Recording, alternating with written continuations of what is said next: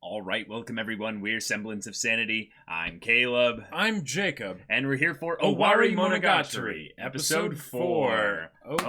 Okay. So, y'all, we are in a ridiculously intense, incredibly good area of Monogatari right now, where we're getting into Araragi. Yeah. And some deep tissue treatment here that he might not want to be doing. But Ogi insists. Ogi is forcing this door open. There was so many excuses he gave to try and meander away from this path. And Ogi's like, no, this is a railroad. Did you not see the ED? This is where we're going. There's only three. There's no brakes on this train. Right, there are only three options. You can either, let this happen, try to stop the train by throwing yourself on the tracks, or throw yourself off the train. But either way, this train keeps going. And, oh, by the way, I handcuffed you. Yeah, exactly. Oops, oh no, I lied. There's only one. Oh, there goes the key. Oh, there it goes. Yeah. It's like that right now. And this is, I would say, one of the best ways to both make us empathize tremendously with Araragi before we know exactly what's wrong internally with him in this specific moment, because we know there's deep emotional pain that came from this, but it's not necessarily something he's experiencing right now. Right. Because a lot of this seems to be something that he forgot, or he's intentionally tried to sequester in a memory. And pretty successfully sequester. Like there might be some little bits of rippling effects from it, but but not a lot of direct consequences that he's been dealing with. But because Oikura is back, he can't. It's getting ripped open whether he wants it to or not. Right, and Oikura, I love the way that they had her basically be extremely loud and confrontational with Araragi without being as direct as she could be, because there's this aspect of her caring about him in a very, very unique way. So I want to see where they explore that, and what is this place exactly? Because we just hard transitioned here. So this is another kind of walk down memory lane with Ogi kind of thing. And we could see all kinds of stuff here. Oh, yeah. Yeah. So y'all, without further ado, let's get into this. All right, everyone. We're going to be starting the episode in 5, 4, 3, 2, 1, now. Sodachi Riddle Part 2, 5 years ago. Oh, what a cutie. Yeah.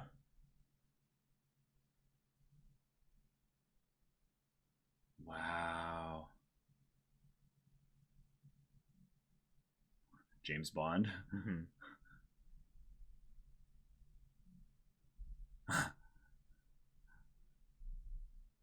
Gotcha. So the whole classroom incident was like an ultimate injustice. Yeah, and that violated. Oh, yeah, okay. Which goes back to the whole thing with his sisters and all that. Yeah. Wow.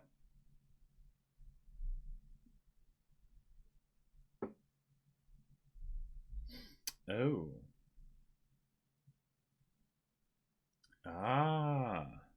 Okay, so he and Sodachi end up being math study partners and basically stuff? I'm guessing. Oh, crazy. Oh, okay.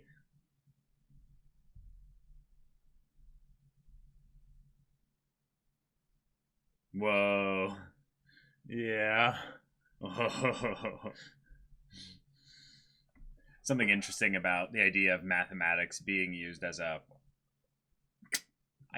theme to explore a little bit this idea of Araragi's structure, his order, is that he got basically the privilege of living the life of order via his perceptions and his experience.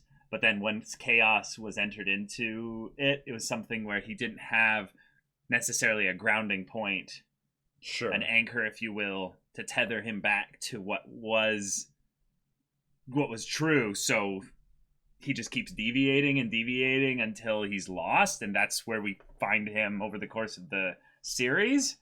Like, well, one of the interesting things about mathematics is that it is empirical? Absolutely objective. Yeah, empirical. Yeah, right. Yeah. Like, you can't argue with it. Argue with it, right? 2 it's just 2 it is what 4. it is, right? Yeah. So then, based on that, here it's in a similar situation where there are things that he essentially has to deal with, and he can't just, he might ignore it, but it doesn't make it go away, Mm-hmm.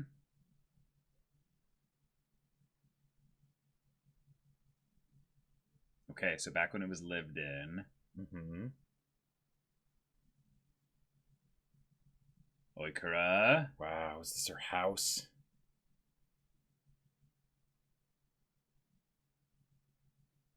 Oh.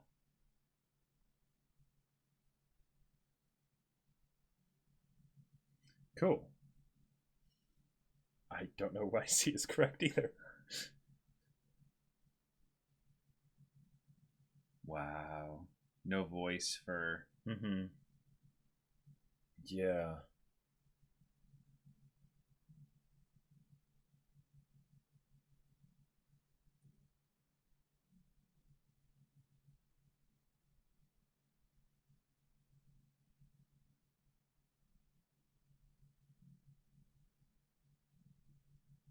Oh.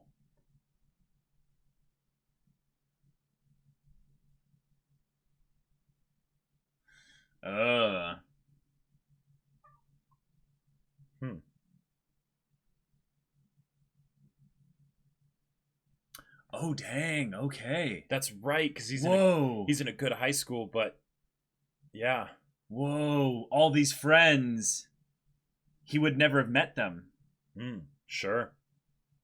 So that's part of the reason why she wants him to be kind of grateful to her for getting him into this high school.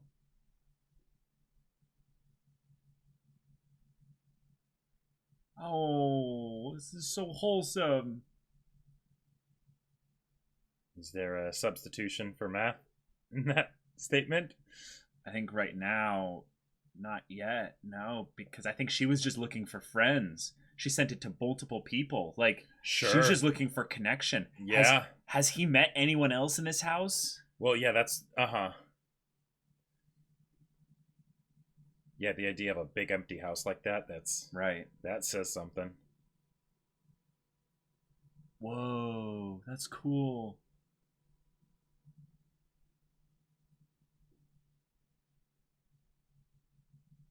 Yeah. It's like a hideout. Like a kid's, secret base. Yes. Cool. Oh, wow.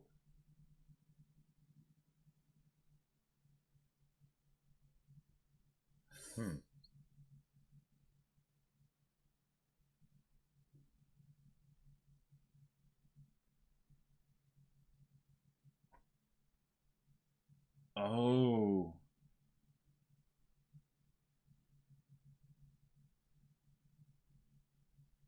Oh. I can already tell this is going to break my heart. Because...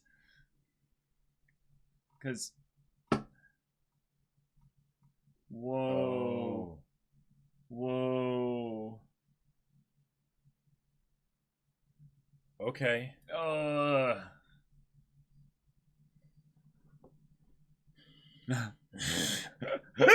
Yay.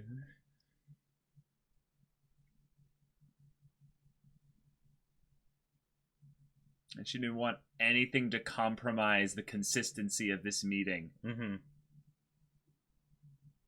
How many others had maybe come in and...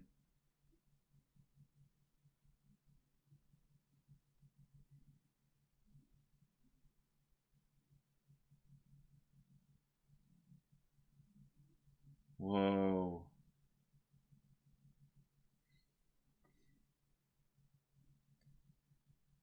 And the more he stays in love with math, the more he's guaranteed to keep coming back.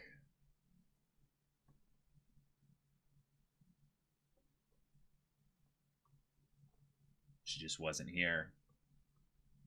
Oh, okay. No, that makes sense.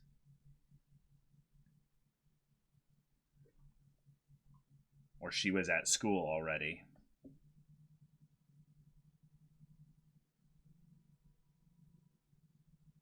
Yeah. Oh.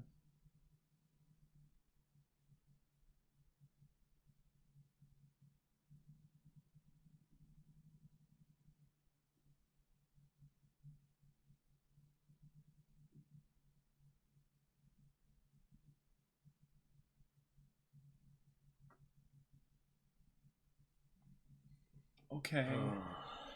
So then, how did you get to Naoto High School?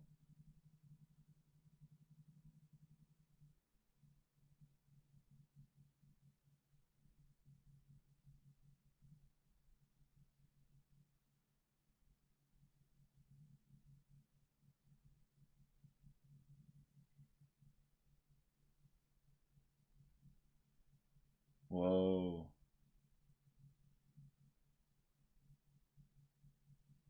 Oh.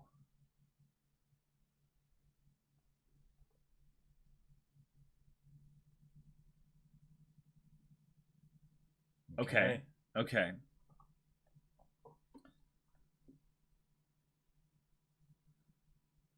Right, his internal.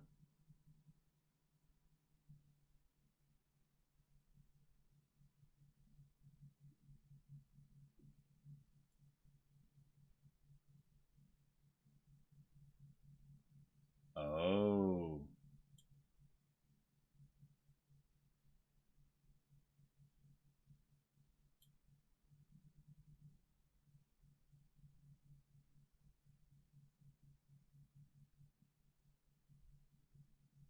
Wow.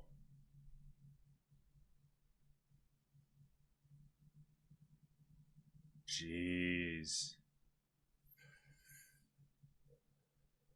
Wow. Okay.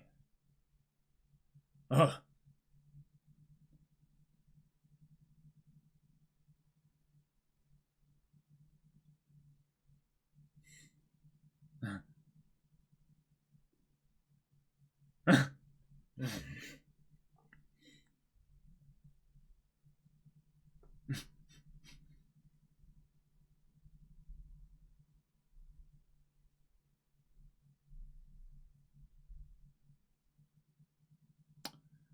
Hmm.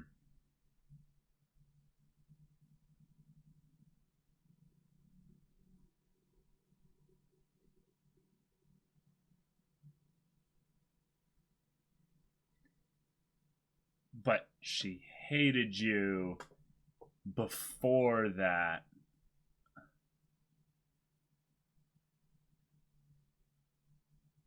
Whoa, but that Really? but that means that in some ways this story isn't necessarily completely true.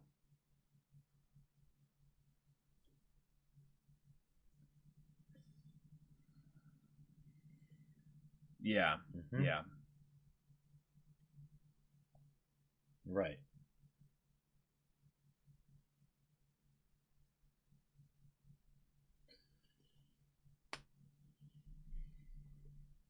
Mm.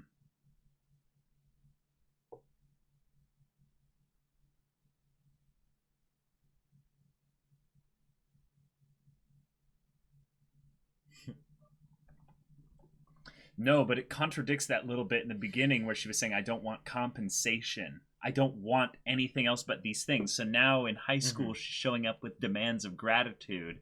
Right. There's something you're not telling us, Araragi.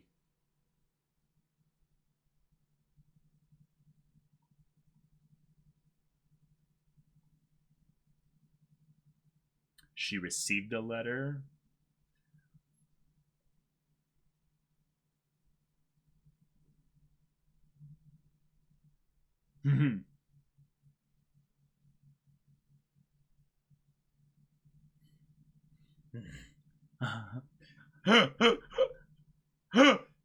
Oh my gosh, this is amazing.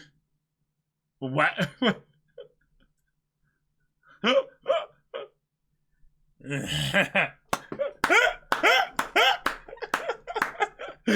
That was genius. Sure.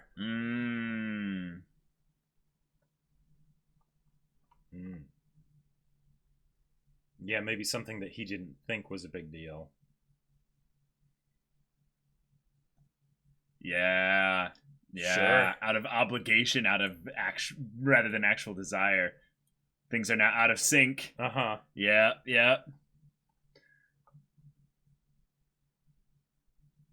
Oh.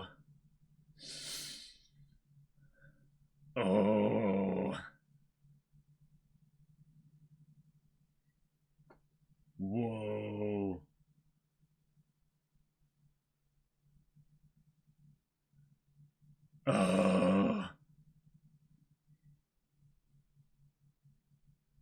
Oh, crap.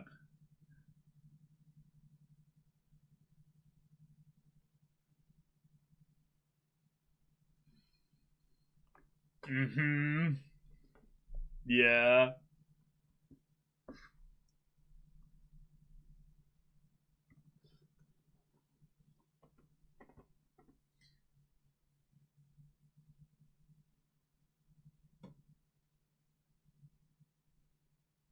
Oh. Now there's a hand on the clock.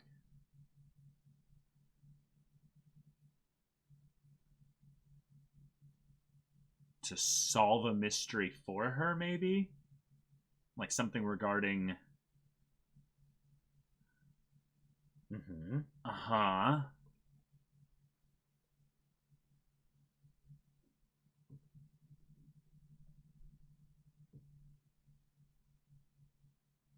She was asking for help.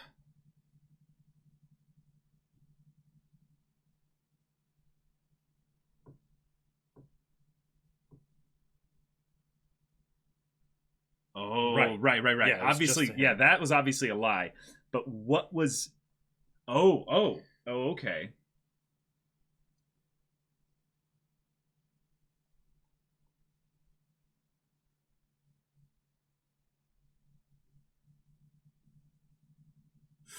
Yeah, that is... Yeah, that's a good point.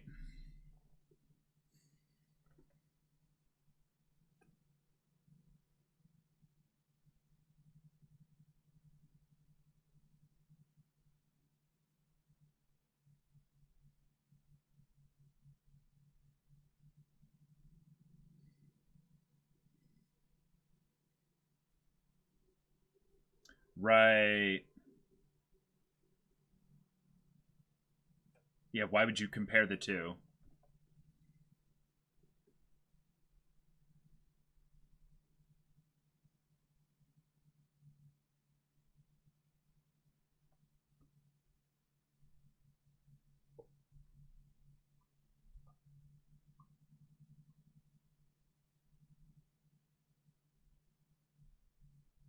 Right, yes.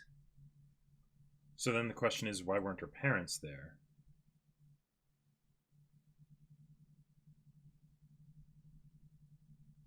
Uh-huh. Right.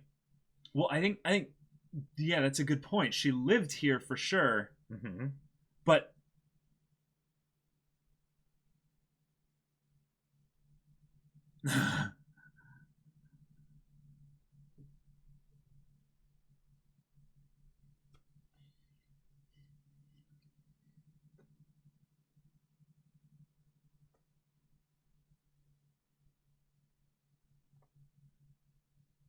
okay.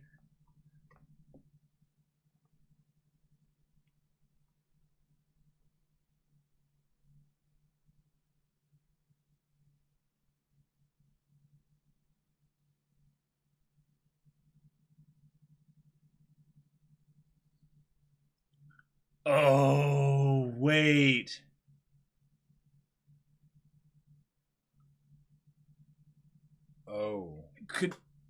Oh my god. So this whole thing was something where he couldn't believe that there was something wrong with anything in this situation because of his sense of right and wrong. Yeah. Oh, man. Holy crap.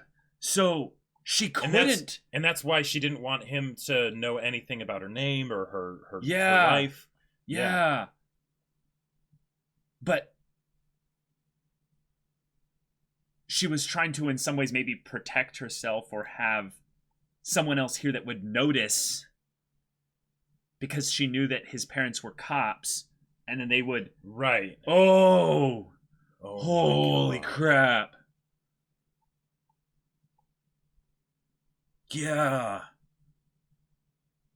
Uh-huh. Jeez. Wow. Oh my god. Wow. Not you. Mm-hmm.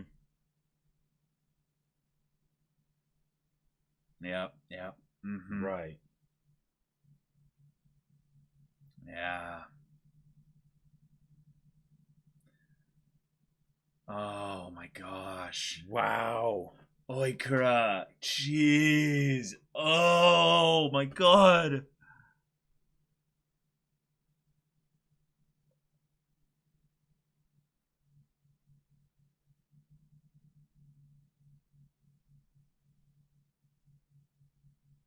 No, there's all kinds of layered things with regards of yeah. There's all kinds of fear and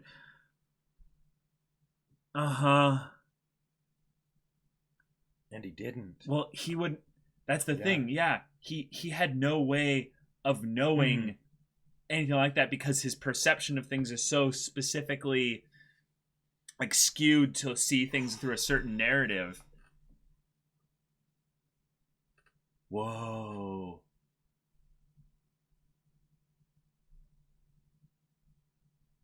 Wow.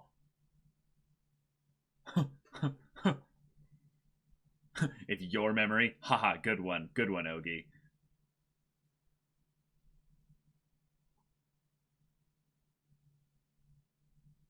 Wow. Oh my god.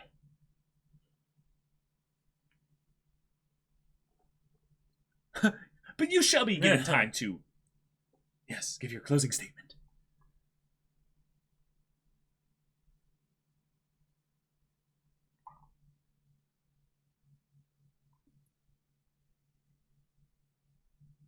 Wow. As if you don't deserve it. Whoa.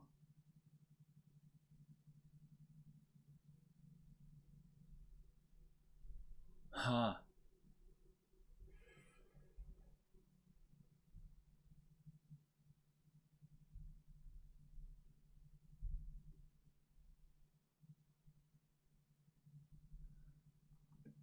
Oh my god.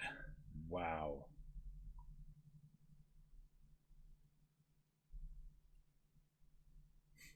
He doesn't have a niece?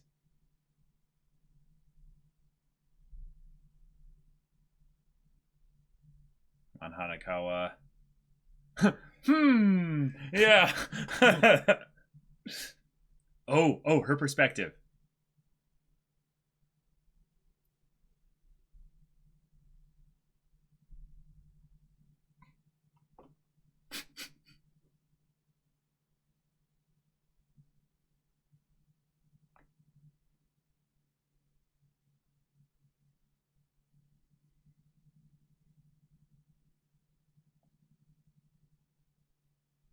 That's a good question.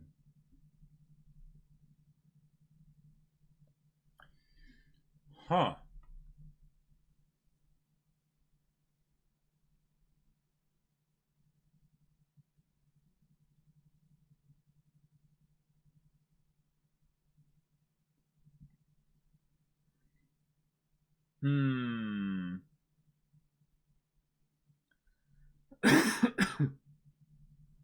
Yeah. Oh my god. Oh my god. Okay. Oh my god. This is so good. It's clicking. Come on. Wait.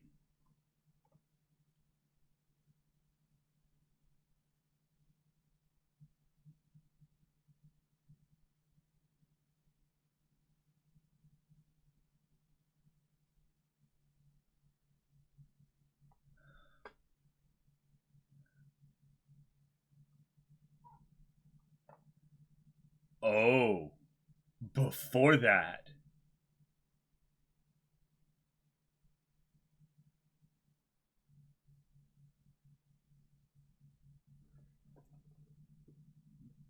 Oh my God, this is so good. This is wow.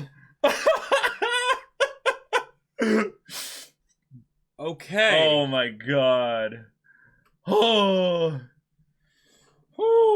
I gotta say though, I loved Hanakawa's yeah, kind of look of like, Araragi, are you okay? Like, do you need to talk? Because I don't know everything. I just know what I know. But what I know a lot. I know a decent amount. And oh my gosh. Okay, so we got quite a bit here. So she was a victim of domestic violence. Yeah. But it was something where this house that was hers seemed as a ruin to him, but it was not a ruin in the sense of it being a literal, ruin. Like ruin. It was just that his interpretation of what he was seeing was wrong. Well, maybe he was actually seeing that. Well, yeah, he was. But he just didn't know why. Right, exactly. Right. Yeah. That's my saying. An interpretation versus the actual perception. Exactly, because he never would have guessed in the sheltered life that he had and everything that's what was going on. Right. Because in his mind, basically, everything is just and good, so a parent would never hurt their child or what have you. So yeah. This must not be a home, Oh my God, we have ourselves a ridiculously good setup here for even more character drama and going ons right here. Yeah, freaking Oikura was having this whole thing happen, and Araragi, innocent, naive Araragi, is completely blissfully unaware of what's going on, and she is under so much pressure. There's no way she could tell him actually what was going on. Yep. But wow.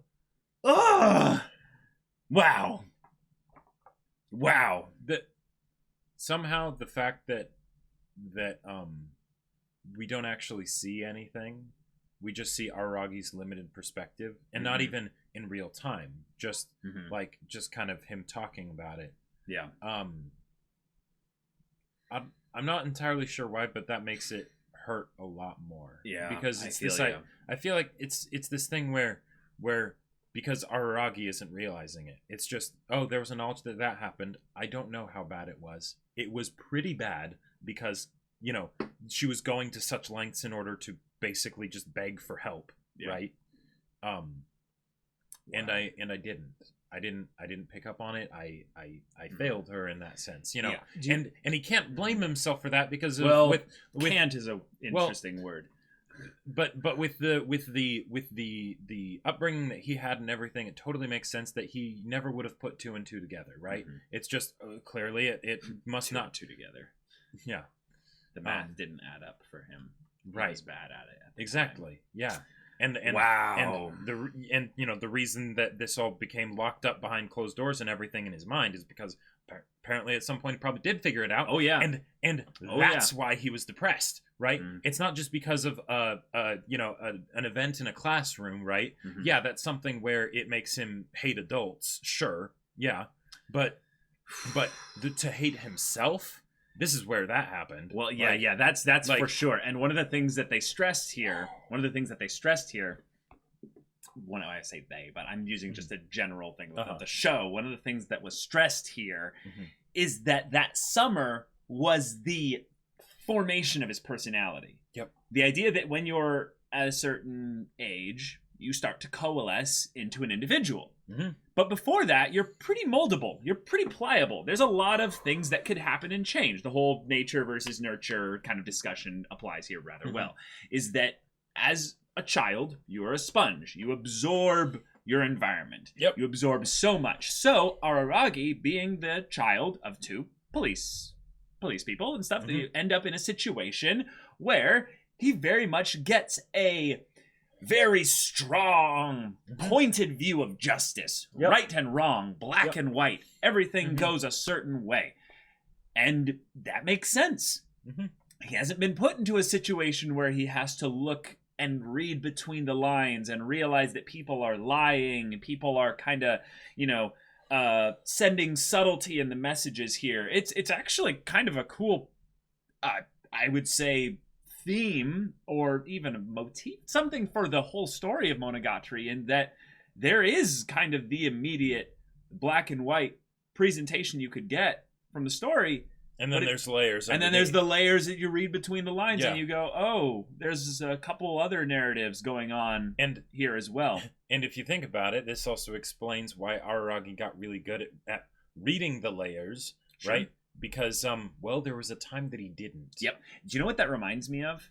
What? You know that time in your life where you messed up with Mhm. like a crush or something? Where Yeah. you basically didn't follow the cues, or you didn't confess. You didn't basically take the initiative at a point where you really feel like you should have. Yep. This is that times 1,000. Yeah, because times 1,000. in the case of the crush thing, that's a lack of a positive, right? You Yep. didn't get the positive in like, say, if someone liked you and you didn't realize it, right? Mhm. In this, it's someone was going through hell and you didn't realize it, and they were trying to send you every signal they possibly could of, please help me, and you didn't. Mm-hmm. Oh yeah, now Whoa. Araragi and Bake helping every Yep. single person he comes across. Yep. That makes a lot of sense. Mhm. That makes an awful lot of sense. Even Yeah. helping when it's not necessarily his place to help. Yeah, this was something that I remember bringing up really early in Bake, like really early, was that Araragi was the person who was basically the character who would go around helping a whole bunch of people, but he was ultimately the one that needed saving. Mm-hmm. And the reason I brought up the reason why he probably needed to save people was that he had some kind of savior's complex. He had some kind of compulsive need to put himself out there to be the one to help people. Mm-hmm. He didn't want to put it into someone else's hands, meaning like he obviously wanted to have them be better, to be helped in a way. But there had to be some kind of involvement from him. He couldn't completely separate himself from the thing because maybe he wasn't qualified or he didn't have the tools necessary in order to help them.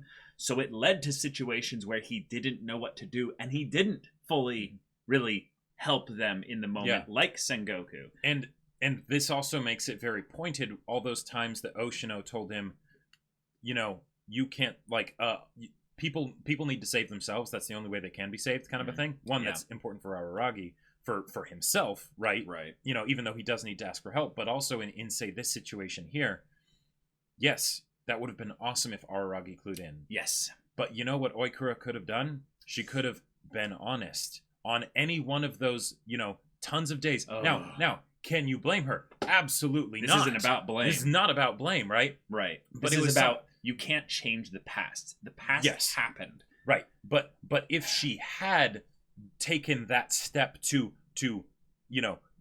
no holds barred, get help, right? Then she probably could have gotten it, right? If she had told Araragi what was going on on one of those days, he definitely would have contacted his It's parents. basically a very painful truth in this situation is that Araragi, you weren't ever going to really be able to save her. Mm-hmm. Like, that's kind of the point. It's not something where if you looked at the situation in a different way, it happened. Mm-hmm. And I think this is what in some ways would break someone like Araragi. You're right, in that this is what caused him to really get depressed, was that when you think about your own powerlessness in a specific situation, if it's something regarding improving or like benefiting yourself or someone, there's a certain level of pain that you feel from that. But when it's something of bringing yourself or someone else, especially someone else, kind of up, not something where you're boosting them above baseline, but you're almost like kind of giving them a helping hand. Right. Bringing them up to sea level, stopping them from drowning.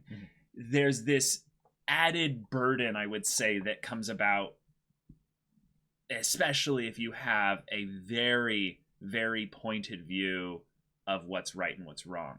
I remember being a little kid And one of the things that I also had kind of a bit of a black and white viewpoint on what was right and what was wrong was regarding the subject of lying. And when I was around 7 or 8 years old, there was a friend of mine that I thought was a friend. And basically, they had their whole thing was that they lied that they liked hanging out with me. So that one time they lured me out to this park. When I say they, it was just one person. But then once I got out there, this guy and 3 other of his friends happened to be there. And I was like, hey, what are we doing? And they're like, oh, we're going to go walk through this trail. And the whole thing was that basically once we all walked out and explored this trail and stuff, they all whispered something and then scattered and left me basically alone, like not knowing where I was, like in this just random area. And I realized at that point that the person lied, that they, were my friend basically. And that kind of shaped a lot of my opinions regarding like people lie and stuff. So these kinds of things where you have people that have specific kind of views that are rock solid and hard, they will not budge on them at an extremely young age, set themselves up to fail in a lot of ways because the world is not black and white. There are so many contradictions and things going on that him being put into this situation, he couldn't have done anything. That's probably what eats him up inside. But then also him thinking about it and beating himself up potentially about it. Yep. I mean, God, there is so many ways they could get into what he's been thinking about that since then. And we still have yet to get into apparently how they knew each other actually before 5 years ago. Right, the whole reason that she specifically went to him for help, beyond just that his parents were cops, but how she even knew that and all of that. Right. Is there anything that you can think of where we have gotten info regarding how his parents being cops was something that was like something interacting with his past? Because they might have mentioned it in Bake that his parents were cops and that gave him the strong sense of justice. I know the strong sense of justice was something that he had that they mentioned very early on in the story. As far as the parents being cops things and how that could tie in, I don't know. Yeah, I wasn't talking about that. I was meaning the fact that there was an event before junior high. Before? Yeah. No idea. Okay, because I am like drawing a complete and total blank as to anything like that being brought up. So I know that. Well, so the whole thing with him being good at math, right? Yeah, I love how there keeps being layers added on to that simple fact, right? Because that was something something talked about from multiple times from the beginning of the show, right? Of that. Even when my grades suffered, I was always pretty good at math and things like, oh yeah, I didn't go to a great middle school, but somehow I managed to scrape my way into a good high school. But now I'm floundering because the only thing I'm good at is math. Right? There you go. That's a whole lot of information there. So we're getting now the foundational layers that built up to that being Araragi's reality in present state. Yep. But I don't remember anything that was teasing stuff back from before that, so I don't think so either. I'm just guessing at this point. I think because there were enough things referencing the idea of math and him, getting better at it and things like that, and getting into the good high school and everything. Like that's basically where it's like, those events, the study sessions and the classroom event, those were seeded, before. And then anything before, say, the study sessions, that's probably something where it's like, now that that's here, let's explain how it got there. If we find out that there actually is something that the show was referencing of him meeting Oikura specifically for the first time and how she found out that his parents were cops and all that stuff, that would be pretty ridiculous. Yeah, I think if anything, what I would probably see as a potential thing is that Araragi at some point either got into maybe a little bit of a fight. They're talking about how he had this strong sense of right and wrong. It would lead to some violence and conflict. That seems like a little bit of a thing of, we're just casually bringing that up. Right. If he had some kind of an issue with that, now that was after That was after him being good at math and stuff. That was in the That's second true. year, Right? Which makes it seem almost like it's a level of him sort of venting that frustration over the fact that he didn't help Oikura when he could have. Yeah. So in this case here, I have no idea. I'm guessing it's probably something where the parents had to go to the school for some reason or other, and she noticed. Like. But there is something of where he knows about this. It's something that does involve Araragi, because she assumes that he would know. Maybe it was like parent career day or something like that, where and she just remembered that. Like, yeah, what I almost want to guess that it is that it was something where the abuse was actually more blatantly obvious to Araragi. Oh. And something like happened where, I mean, it's something really small, but it's something that becomes so iron, like clad and locked on as like a point in Oikura's memory specifically, that Araragi, like it could be something as simple as they're walking in the grocery store. Mom and Araragi, Mama Araragi and baby boy Araragi. Yeah. And, they've got their cart and they're going around getting some produce. Sure. And then, literally have a moment where Araragi's like, looks over, and there's like a mom, and she's like squeezing the hand of her girl or something like that. Like something where Araragi just kind of looks at it and just goes, and then the girl like looks at Araragi and she's like crying or something. Well, like something as simple and as small as that, but something that would be forever remembered. One of the things that I was wondering if it was something like the cops did end up going to Oikura's house at some point, and it happened to be Araragi's mom or dad, and the badge would be like Araragi, and it said Araragi, and she's like, I know an Araragi, and then she's like, oh yeah, and then she figured it out, and that's why Araragi kind of doesn't know, because it could be that Araragi's like mentally hiding it from himself, kind of a thing. I still think it's something like that. I think that's more likely, but I could totally see it being something where she pieces it together and he never actually told her, so that connection point wasn't made. Again, though, he is having some memory issues here, and I'll say this is something where this is breaking my heart thinking about it. But one of the things that's scary about a young kid when they have memory issues regarding like huge chunks of time in their life, that doesn't just happen, y'all. That doesn't just happen. I know personally people who have had basically entire like weeks of their life that they don't know exactly what happened anymore. They just know, because they've been through therapy and stuff, that they literally blacked out a huge chunk of that time. That doesn't just happen. Right. So whatever it was exactly, it in some ways breaks my heart to think about Araragi being put into the situation where he's having some form of himself, Ogi in this case, literally being like, boom, boom, let's just bust our way through the doors and everything. Let's look at this.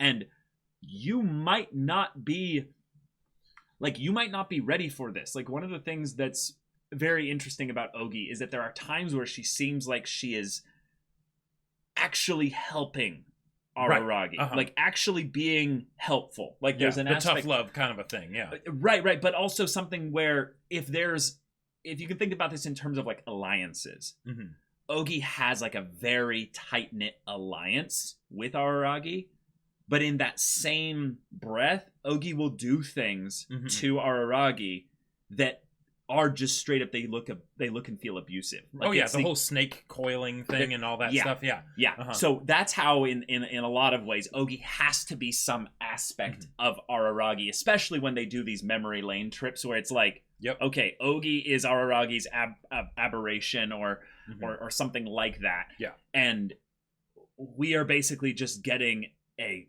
double take in some ways on Araragi's own views through the lens of Ogi being this internal kind of voice like aspect, aberration basically. One of the things that I really like about how Nishio Isin has set this up and how Shaft has wonderfully displayed it is the idea that while we could learn at some point that Araragi was personally abused, say, right, in some way, shape, or form, by proximity to this. I just want to say that's not my. Oh, okay, no.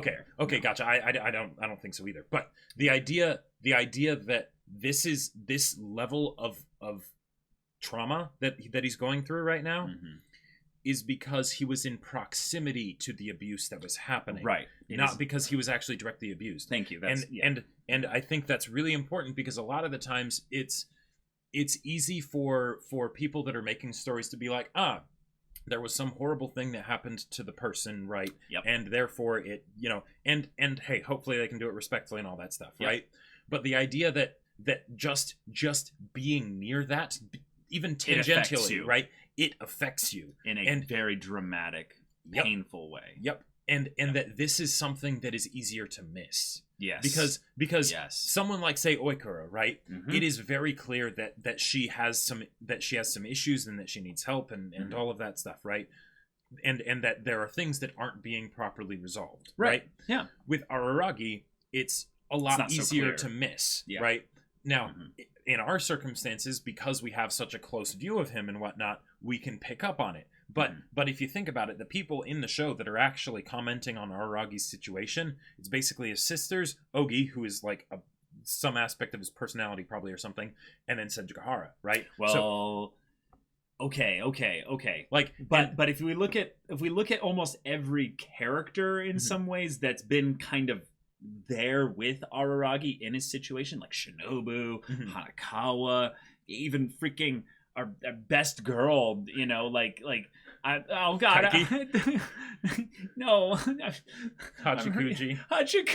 Oh, I felt so bad. I was I start to forget her name. Oh. I haven't heard her in so long. I miss Hachikuji. But they would always in some ways do or say little things where you'd be like, oh my god, they're actually trying to help you, Araragi, but you're not hearing it. You're not, because the thing is that I miss Hachikuji. Araragi, there have been the points where Araragi was in the danger zone, right? Where he needed suicide watch, basically, like what Senjukahara was doing for Hanakawa in Shiro. Yeah. But he hasn't been in that place for a while. Right? He's been doing pretty good, but he's just doing pretty good. There are things that still need to be addressed that would be very easy for people to miss if they don't have some reason to be really close to Araragi and pick up on these kinds of things.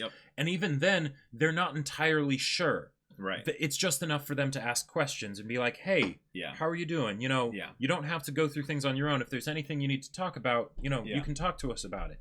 That kind of stuff. Right?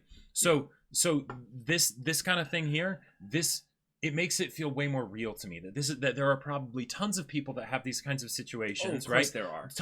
Absolutely tons. And that people don't realize it. Not people around them, not even themselves, right? Because they don't have the Ogi equivalent that is gonna kick down doors for them and things like that. Okay. I mean, maybe they do, but sorry. I'm just to chime in, but keep going. That's what makes this really break my heart, is because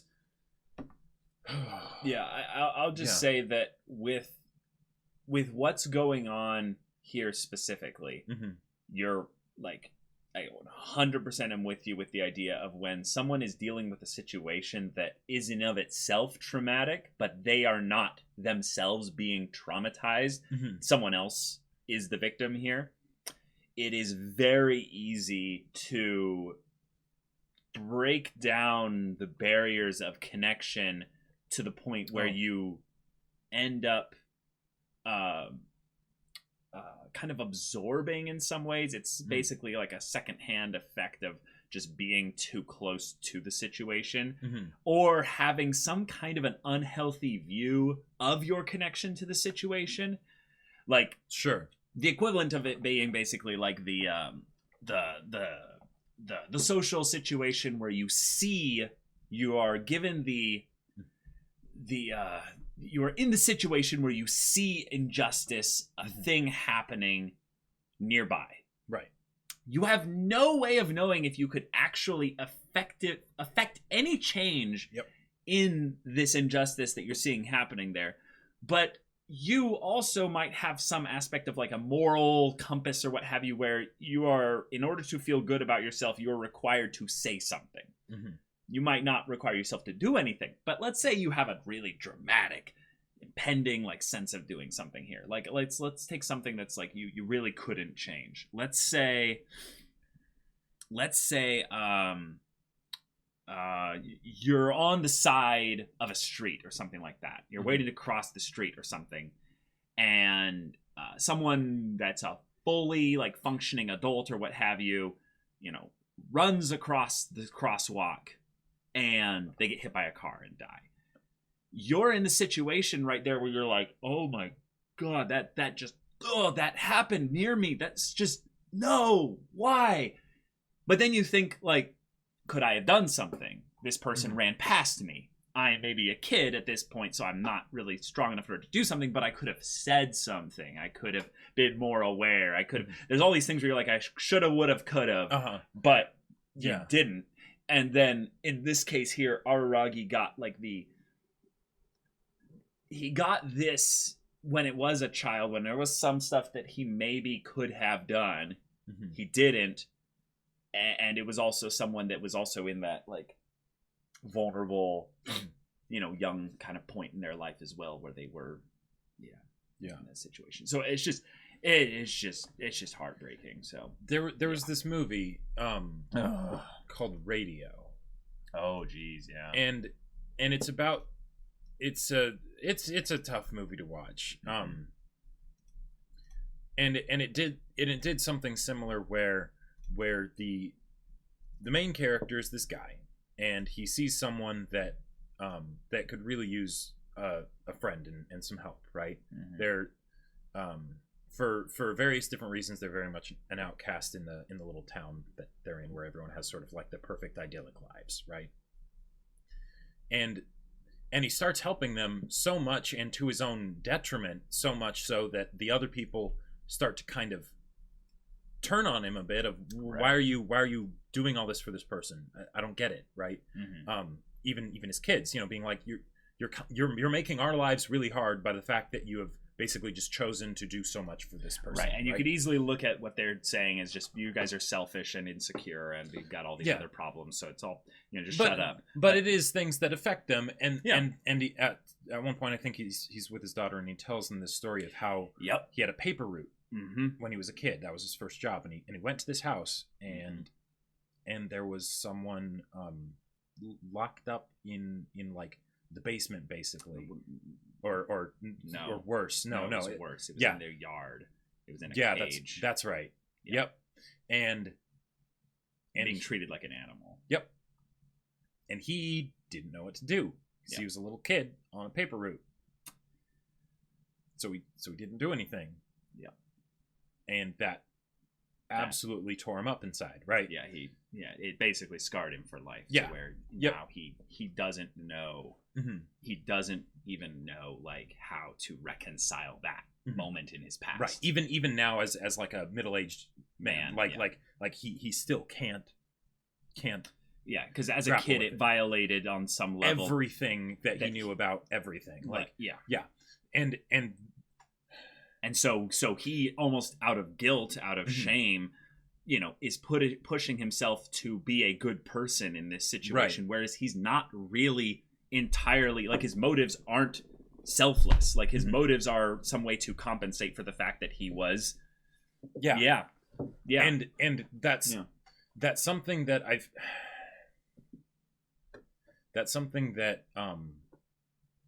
that I feel like is so much more relatable, even if the specific instance isn't relatable. But I feel like we've all had times in our lives where when we were maybe young or something, we saw something, or we realized that something with the world worked in certain ways that it really shouldn't, that violated us on some nature, even though if it didn't have anything necessarily to do with us. Okay. And the fact that is something that I feel like that scarred Araragi like this. Like, I feel like one of the things that's really important to bring up here, though, is that one of the things that Araragi had was he had a very specific way of viewing the world. that is not something to where he then immediately then realized what was going on here. Yeah. I think that needs to be kind of made, kind of almost emphasized here, is that at some point he figured it out. Right. It wasn't here. Yeah. Like, that's the reason why, in some ways, this was something he forgot about. Well, no, not entirely, because he did end up being scared of her, and that's part of the thing as well.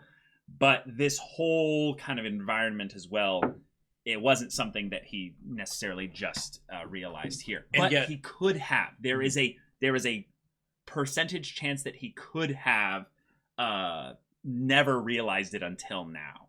That there is a small, infinitesimally small chance that he didn't. And I'm just wanting to say that there are things about our preconceived notions about the world based on upbringing, yada, yada, yada, that are going to get violated, but they're not all going to lead to this kind of specific reaction, because there are people, usually, for the most part, that will kind of help guide us along the thing of, that's okay. That is the way the world works. I understand that when you jumped into the water as a kid, you could just float around and you'd be fine, because actually there was a an older person that was holding you up underneath there. But now when you jump into it and you're alone, you're like, oh my god, I'm drowning. I thought I could swim my whole life. When you learn about, say, undercurrents for the first time. Oh god. Yeah. Oh, stories. Oh man. But the idea that this is something that, like you said, Araragi didn't have to have pieced it together when she left the note. It could have been sometime later. Who knows? Or maybe right then. Just then, yeah. It's still that traumatizing. Yeah. It's still that traumatizing, right? And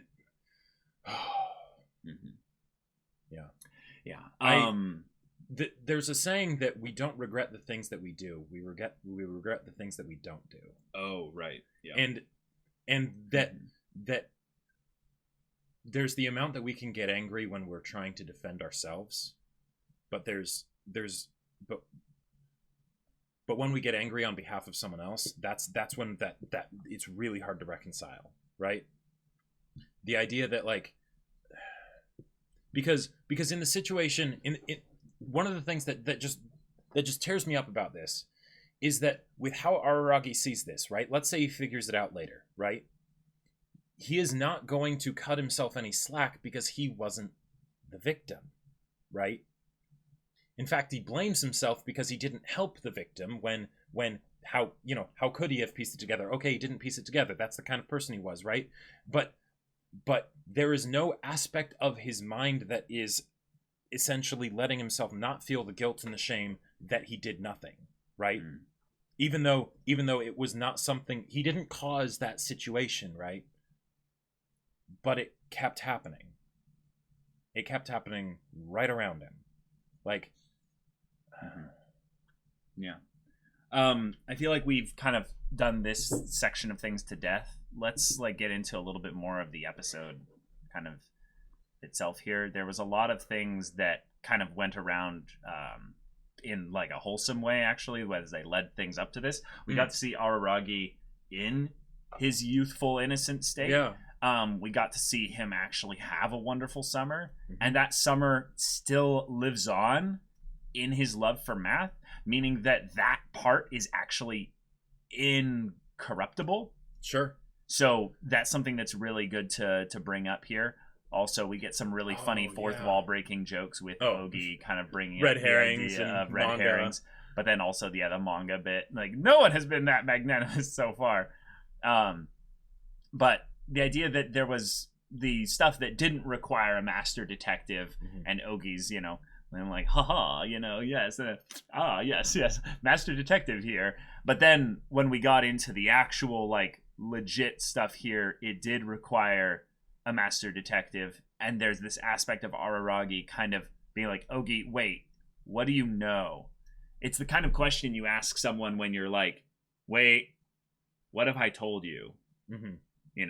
And I get this vibe with regards to things that this is the separation issue with Araragi specifically, is that he keeps insisting on some level that he's doing all this stuff with Ogi, that he's kind of, Ogi's been really helpful for me. Like that little part with Hanakawa, and Ogi's like, I mean, sorry, Hanakawa's like, oh, yeah, yeah, you know, right, like, and I love that it's just from the one look, like there didn't seem to be very much confusion on her face. It was just oh, you know, like, right, and it's like, but you know that she's on the case, right? Hanakawa remembers things Yeah. and keeps track of things rather well, and she's in a healthy place right now, so she's probably able to sense the dysfunction and certain things like that from a mile away. So she's like, yep, Oshino Ogi?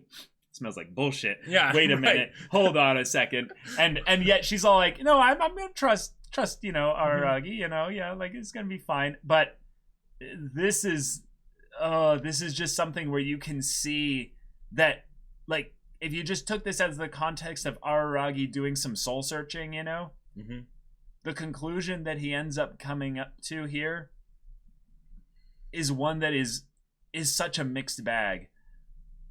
Basically realizes that, okay, I get it. I've come to terms with this. And the investigation's concluded. So, you know, what's your closing statement, Araragi? It's like, I am really blessed right now. He's acknowledging, wow, I am so lucky that this all went this way. This is amazing. I have friends, a lover, people who rely on me. I'm very, very happy. But, and this is the thing that I just love, whenever someone goes on a, wow, everything is wonderful, but you have to take that entire statement before, put it in parentheses, and then in a big capital B-U-T put next to it, but all of that might actually not matter, because what is about to come up here is what's actually important. I've started hating myself a little for my happiness. Holy crap. He said started, which is, I think, good, because then that puts things in time of saying there was a point before this where I didn't hate myself for my happiness. And the beginning of the third act did feel like it was kind of like a, hey, is Araragi getting worse all of a sudden? Like because he was doing better before this, it seemed like. So where is this happening? And this can be the exploration of that. And Ogi starts coming into the story a lot more. Well, so one of the things that I love about this, though. I wanted to bring this up before you said that. But then Ogi's like, well, then I shall love you to even the score. That's... I want this to be the whole point of Ogi. I want this to be the whole point of Ogi. Is that Ogi is not the problem, if that makes sense. Ogi is just the internal kind of magnifying glass on the problem. Don't blame the messenger here. This is... like, Ogi is doing the painful thing of, you know, putting the sun through the magnifying glass, which burns a spot there and sends the signals to your brain of, hey, there's some pain in that area. Oh, God, I promise never to look at that. Damn it, don't make me do this some more. And then it's, you gotta look there, Araragi. So Ogi is in some ways saying, Araragi, self-love. You need to, you need to love you. And if I'm a part of you, then that's saying, it's okay. It's okay. And... you know what? I also. He's not gonna do that. You know what I really love here? So, one of the things that Monogatari has done, and Araragi as a person, he makes sure that even when he's helping somebody, even when they're in a low place, and I think all the characters do this really, they don't pity them. They don't pity them, and I think that was something that was especially important in like early Bake and Kizu. But one of the things that I think is really important here is that in this situation, where Oikura was asking for help, and Araragi wasn't able to give it to him, he still loves math. He still got into, you know, this great high school as a result of that.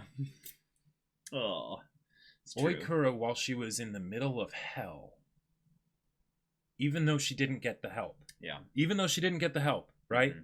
And she might think of it as being a complete waste of time, right? Wrong door, wrong option, you know, didn't get it. That little bit of, well, kindness, because it was for selfish reasons and stuff. She needed help, but she was still extending a kindness to Araragi. And that changed the course of his life. even in that instance where she felt the most powerless she probably ever had in her life. Yeah. Right? Mm-hmm. Even then, yeah, she was able to do something in that one thing that she did that she thought was a complete bust, changed the course of a person's life.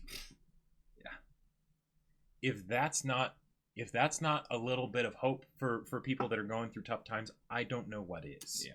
I do not know what is. Yep. You do not have to be a perfect, whole, healthy person in order to help someone else or to be a light for someone else. In fact, Hanakawa's whole arc was almost talking about how, in fact, being imperfect is one of the best things you can do. Right.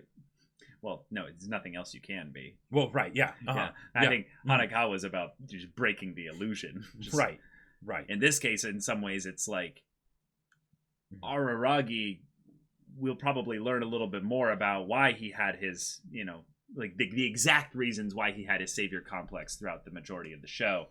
But as to maybe why he stopped moving in that direction, maybe it's because he started thinking or started having recollections or started to look a little bit more internally and realized, wait, do I deserve this happiness? Do I deserve to have basically all these wonderful things? Do I deserve to be someone that could even help others?